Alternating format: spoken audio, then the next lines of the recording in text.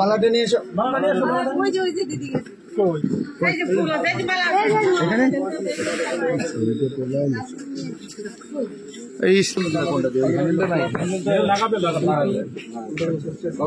লাগানো যাবে নাকি সপ্তাহ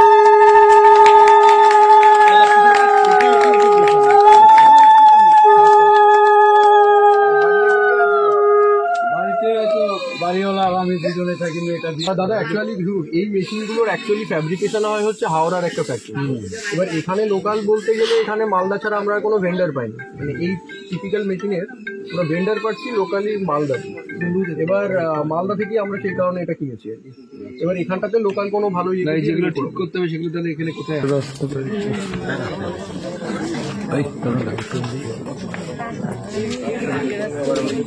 মারগঞ্জে পৌঁছে দেওয়া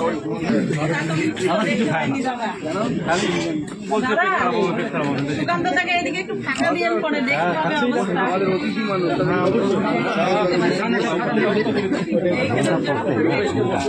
থেকে বাড়ি দিয়ে মারা টিএমসির গুন্ডা বাহিনী। তারপরে হসপিটাল থেকে চলে আসি আমি বাড়িতে আসার পর আবার ব্যবসা শুরু করলাম। শুরু করার পরে কি হলো, একদিন হাটে যাব, বাড়ি থেকে কুশল টুশল তুলে নিয়ে গেছি। নিয়ে যাওয়ার পর আমার মেশিনটা নাই, নাই, সাইকেল নাই, সম্পূর্ণ কি করলো ওরা নদীর মধ্যে কেউ কেউ ফেলে দিয়েছে টিএমসির গুন্ডা বাহিনীরা। তারপরে এবার নম্বর ভোটের প্রধান গঠনের দিন এখানে আমার রাত্রেবেলা রাত্রেবেলা আমার ঘর ভাঙচুর করে আমাকে মেশিনটা আমাকে দিল। কতটা উপকৃত হলেন? খুব উপকার হলো আমার। ভয় আতঙ্ক এখনো কি রয়েছে আপনার? এখনো ওরা তো বলে পিছন দিকে কেউ কেউ মারবে কাটবে, কেউ কেউ বলে যে পিস্তল দিয়ে গুলি করবো, হ্যান ট্যান অনেক কিছুই বলে।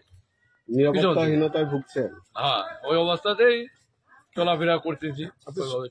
সুকান্ত মজুমদার আপনার বাড়িতে আসলো, কতটা নিজেকে ভালো লাগলো? আমার চূড়ান্ত ভালো লাগলো। ওনাদের আমরা যেটা স্লোগান দেই রাম জয় শ্রীরাম, তার রাম যে এটা আমাদের কাছে পরিচয় হয়ে গেল, উনি প্র্যাকটিক্যাল রাম।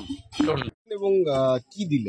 দেখুন, আমাদের নন্দনপুর অঞ্চলে আমাদের পুরনো কর্মী সুধীর তরফদার, আপনারা এখনো চিহ্ন দেখতে পাচ্ছেন, বিধানসভা ভোট পার হয়ে যাওয়ার পর তার বাড়িতে তৃণমূল কংগ্রেসের হারমাদরা আক্রমণ করে।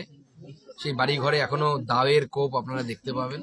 এবং তার রোজগারের একমাত্র সম্বল আখের রস তৈরি করার যে গাড়ি ছিল, সেই গাড়িটা চুরি করে নিয়ে চলে যায়, মানে জোর জবরদস্তি তুলে নিয়ে চলে যায়, লুট করে আর কি তৃণমূল কংগ্রেসের হারমাদরা।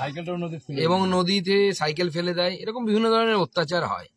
আজকে আমরা সত্যিই খুব আনন্দিত যে তার ওই আখের রস করার মেশিন আমরা ফান্ড রেইজ করে আমাদের সমাজসেবী রূপেশের সহযোগিতায় আমরা আমাদের এই কর্মীকে এই মেশিন আবার ফেরত পাইয়ে দিতে পেরেছি, মানে নতুন মেশিন আমরা ব্যবস্থা করে দিতে পেরেছি। এর ফলে আমাদের কর্মীরা আরো নতুনভাবে উজ্জীবিত হয়ে বিজেপির পতাকা ধরে তৃণমূলের বিরুদ্ধে যে লড়াই চলছিল সেই লড়াই আরো শক্তিশালী করবে।